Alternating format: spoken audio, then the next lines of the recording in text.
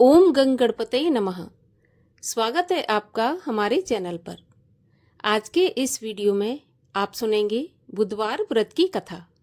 इसके अलावा ब्रह्म वैवर्त पुराण की एक कथा हम आपको और सुनाएंगे, जिसमें आप ये जानेंगे कि जब गणेश जी पर शनि देव ने अपनी दृष्टि डाली तो इसका क्या प्रभाव हुआ। तो हमारे चैनल पर सभी प्रकार की व्रत कथाएं सुनाई जाती हैं।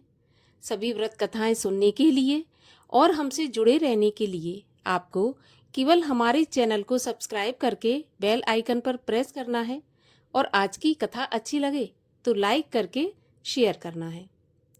तो चलिए अब आपको सुनाते हैं गणेश जी और शनिदेव की कथा। एक बार कैलाश पर्वत पर महायोगी सूर्यपुत्र शनिदेव शंकर नंदन गणेश जी को देखने के लिए आए। उनका मुख अत्यंत नम्र था, आंखें थोड़ी मुंदी हुई थी और मन एकमात्र श्री कृष्ण में लगा हुआ था। वे बाहर भीतर श्री कृष्ण का स्मरण कर रहे थे। वे तप को खाने वाले, तेजस्वी धधकती हुई अग्नि की शिखा के समान प्रकाशमान, अत्यंत सुंदर श्याम वर्ण और पीतांबर धारण किए हुए थे। उन्होंने पहले विष्णु, ब्रह्मा, शिव, धर्म, सूर्य, देवगणों और मुनिवरों को प्रणाम किया। फिर उनकी आज्ञा से वे उस बालक को देखने के लिए गए। भीतर जाकर शनिदेव ने सिर झुकाकर माता पार्वती को नमस्कार किया। उस समय माता पार्वती अपने पुत्र को छाती से चिपटाए हुए सिंहासन पर बैठी हुई थीं। आसपास उनकी सखियां उनकी सेवा में लगी थीं। वे सखियों द्वारा दिए हुए तांबूल को चबा रही थीं। उनके शरीर पर स्वर्णिम साड़ी शोभायमान थी। रत्नों के आभूषण उनकी शोभा बढ़ा रहे थे। अचानक से सूर्यनंदन शनिश्चर को सिर झुकाए देखकर पार्वती जी ने उन्हें शीघ्र ही शुभ आशीर्वाद दिया और उनका कुशल मंगल पूछा कि ग्रहेश्वर, इस समय तुम्हारा मुख नीचे की ओर क्यों झुका है तथा तुम मुझे अथवा मेरे इस पुत्र को क्यों नहीं देख रहे हो। तब शनिश्चर ने कहा, हे माता, मैं आपको एक परम गोपनीय इतिहास बताता हूँ। हालांकि वह माता को बताने के लायक नहीं है, फिर भी मैं आपको बताता हूँ, सो सुनिए।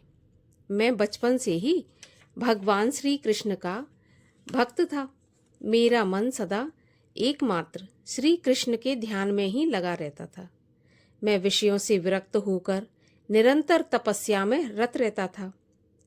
पिताजी ने चित्ररथ नाम की कन्या से मेरा विवाह करा दिया। वह सती साध्वी नारी, अत्यंत तेजस्वी तथा सतत तपस्या में लीन रहने वाली थी। एक दिन ऋतु स्नान करके वह मेरे पास आई।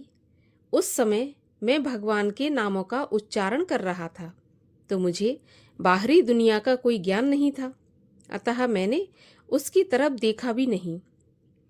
अपनी इस ऋतुकाल को निष्फल जानकर मेरी पत्नी ने मुझे श्राप दे दिया कि तुम अब जिसकी तरफ भी देखोगे, जिस पर भी अपनी दृष्टि डालोगे, वही नष्ट हो जाएगा। उसके बाद जब मैं ध्यान से विरत हुआ, तब मैंने उस सती को संतुष्ट किया, परंतु अब तो वह श्राप से मुक्त करने में असमर्थ थी, अतः पश्चाताप करने लगी। माता, इसी कारण मैं किसी वस्तु को अपने नेत्रों से नहीं देखता और तभी से मैं जीव हिंसा के भय से स्वाभाविक ही अपने मुख को नीचे किए रहता हूँ। शनिदेव की ऐसी बात सुनकर माता पार्वती हंसने लगी। माता पार्वती ने भगवान श्री हरि का ध्यान किया और शनिदेव से कहा कि शनिदेव, सारा जगत ईश्वर की इच्छा से ही चलता है।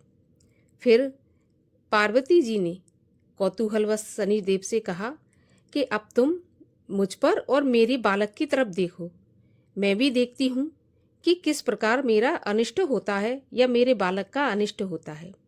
तब पार्वती जी के वचन सुनकर शनिदेव मन ही मन सोचने लगे कि मैं पार्वती नंदन पर देखूं या न देखूं।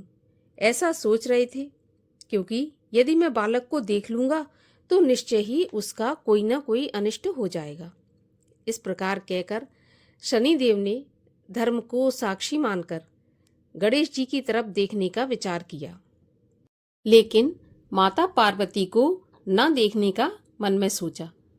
शनिदेव का मन पहले से ही खिन्न था। उनके कंठ, होंठ एवं तालू भी सूख रहे थे।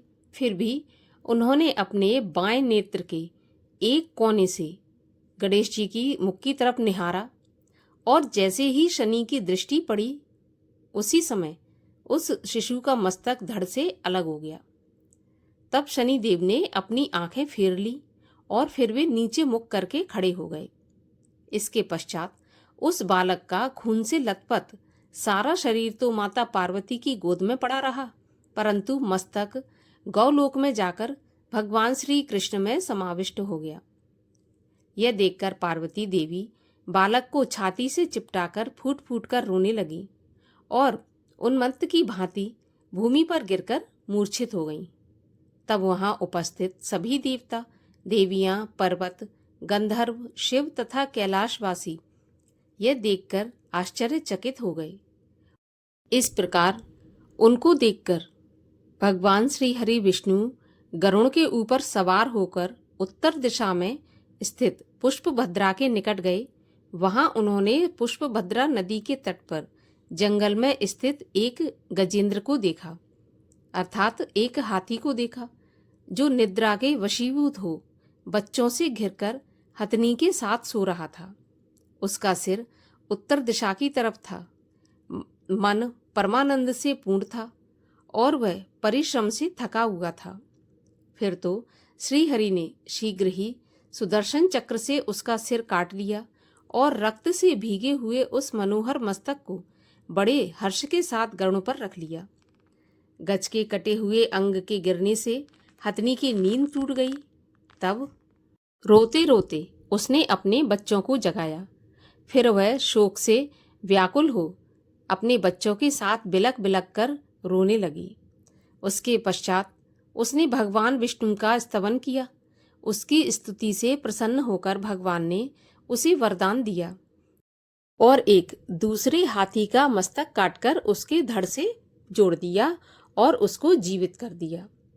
गजेंद्र के सर्वांग में अपने चरण कमल का स्पर्श कराते हुए कहा कि हे गज, तू अपने कुटुंब के साथ एक कल्प पर्यंत तक जीवित रहे।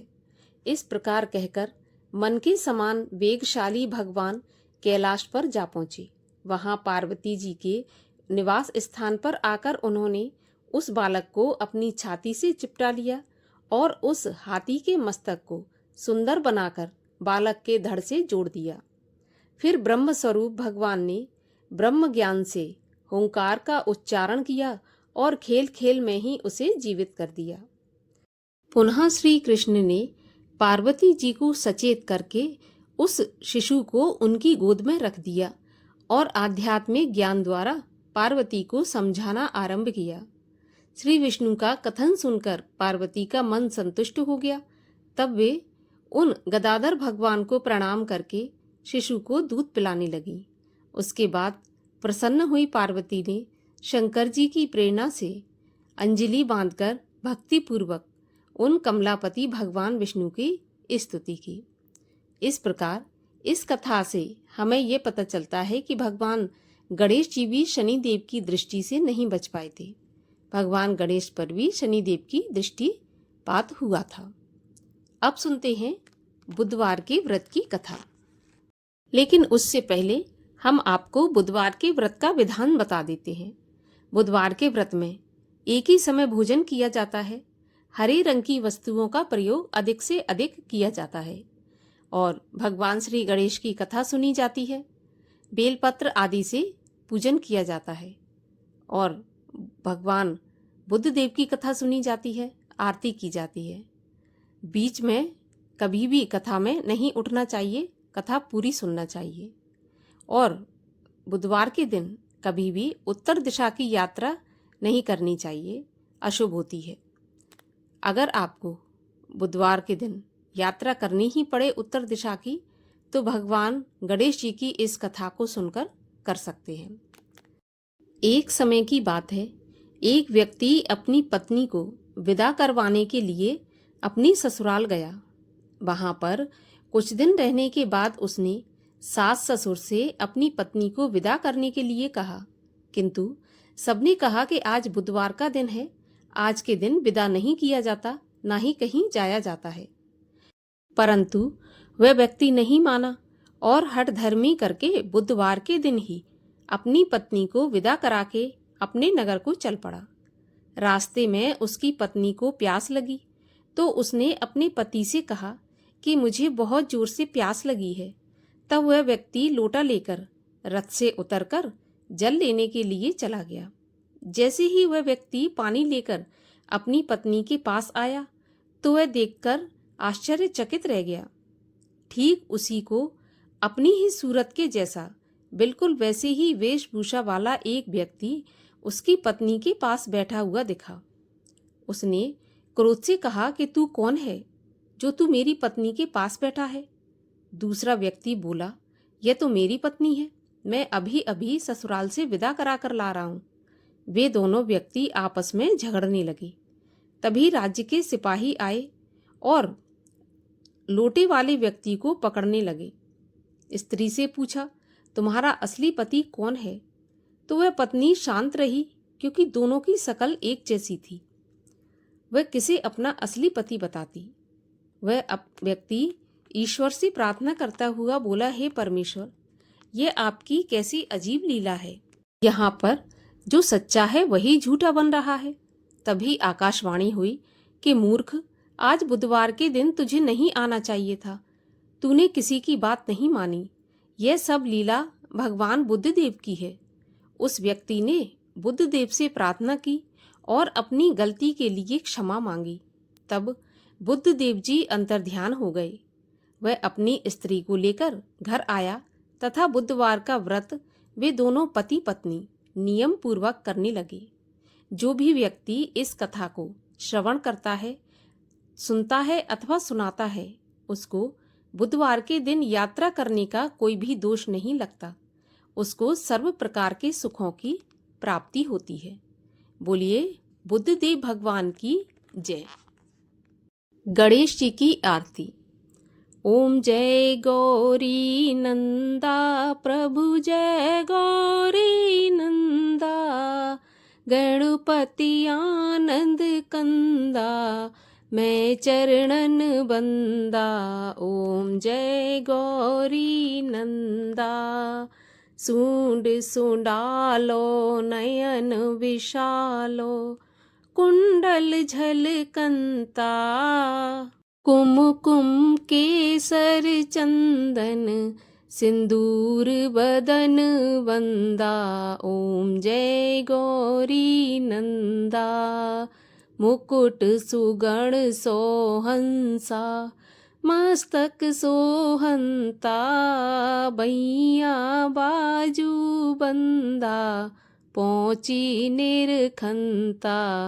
ओम जय गौरी नंदा। मूषक वाहन राजत, शिव सुत आनंदा, कहत शिवानंद स्वामी, मेटत भव फंदा। ओम जय गौरी नंदा। बोलिए गणेश जी महाराज की जय।